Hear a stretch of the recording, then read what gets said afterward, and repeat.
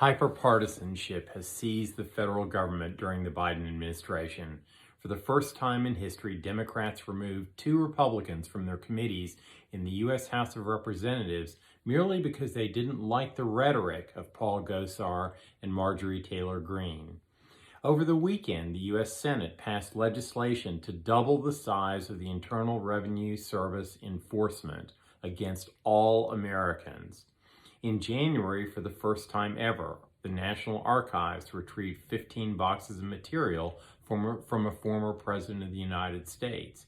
Last night, for the first time in American history, the FBI raided a former president's home to execute a search warrant concerning his retention of classified records. The FBI busted into President Trump's personal safe at his West Palm Beach, Florida home. The safe was empty. Meanwhile, hyperpartisan criminal and civil investigations are proceeding in Georgia and New York State.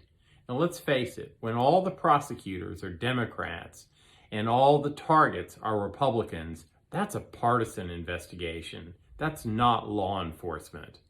As we head into midterm elections, it's time for Americans to seriously look at what we are doing in this country.